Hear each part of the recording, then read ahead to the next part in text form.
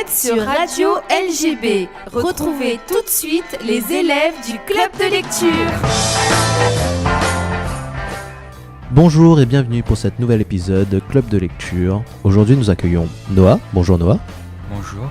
Alors dis-moi, qu'est-ce que tu as décidé de me présenter aujourd'hui comme bouquin ? Alors aujourd'hui je vais te présenter Le Monde Fantastique d'Oz, écrit par Elisabeth Rotnick. Qu'est-ce que tu peux me dire par rapport à ce bouquin ? Ce bouquin appartient à la catégorie des contes merveilleux et fantastiques, fantasy. Ce livre est parfait pour les personnes voulant revoir leur classique avec un regard nouveau. Moi personnellement, j'ai choisi ce livre car il y a une possibilité de le lire très facilement et très rapidement pour tout type de lecteur, et également parce que le monde d'Oz en lui-même me ramène à des souvenirs d'enfance. Ok. Pour ceux qui n'ont pas lu ce bouquin, qu'est-ce que tu peux nous dire par exemple ? Enfin, c'est quoi l'histoire du bouquin ? Alors, l'histoire du bouquin, c'est que là, on va plutôt se concentrer sur le passé du monde d'Oz, avant qu'on rencontre Dorothy. Oui. Ça va plutôt se concentrer sur le grand magicien d'Oz en particulier, sur comment il est arrivé à Oz et quelles sont les aventures qui l'a conduit à devenir le grand magicien qu'on connaît plus tard. Donc là, l'histoire se passe vraiment avant le magicien d'Oz qu'on connaît. Ouais, voilà, c'est ça. Avec l'histoire de l'eau, le robot, le lion, Voilà, tout ça là. ça. Ça, c'est l'histoire d'avant. Et du coup, on suit le personnage. Enfin, l'histoire de qui ? C'est quel personnage on suit ? On suit Oz, justement. Comment là, le magicien d'Oz. Ok. Voilà, on suit les péripéties du magicien d'Oz tout au long de cette histoire. Et du coup, il fait des rencontres.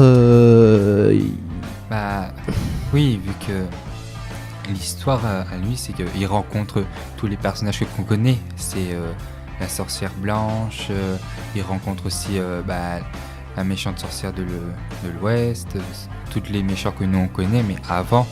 Et il fait plusieurs aventures pour devenir le grand magicien, justement. Du coup, il combat un peu les mêmes méchants. J'imagine que ce bouquin suit un peu le magicien d'Oz qu'on connaît, c'est-à-dire on va dire du heroic fantasy, dans genre en fait, du heroic fantasy. Oui, c'est ça. Ouais, c'est ça. C'est du heroic fantasy fantastique, on va dire. Qu'est-ce que tu peux dire aux auditeurs qui nous écoutent ? Pourquoi lire ce livre ? Pourquoi lire ce livre ? Alors, moi personnellement, je l'ai lu parce que le magicien d'Oz, c'est quand on est tout petit que nos parents nous lisent ça. Et que moi, je l'ai lu pour me rappeler ces moments-là. Mais après, pour toute personne qui ne l'ait pas lu étant enfant, le lire apprendra l'importance de la famille et des amis aussi également. Vu que le personnage principal, Oz, le magicien, est quelqu'un qui compte que sur lui-même et ne pense pas aux autres au début du livre. Et au fil des pages, il va apprendre à quel point la famille et les amis sont importants. Du coup, c'est une bonne morale à apprendre pour tout lecteur.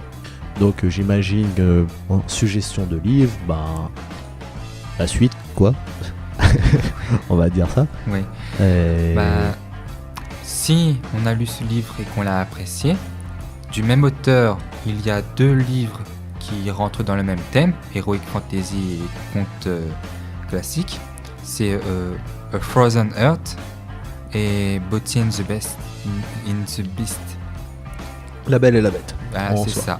Voilà. D'accord. Donc tu peux rappeler aux auditeurs quel est le bouquin que tu viens de lire, s'il te plaît ? Alors le bouquin que j'ai lu et que j'ai présenté ici, c'est Le Monde Fantastique d'Oz. D'accord. C'est l'histoire qui se passe avant le magicien d'Oz. Voilà, c'est ça. Merci à toi, Noah.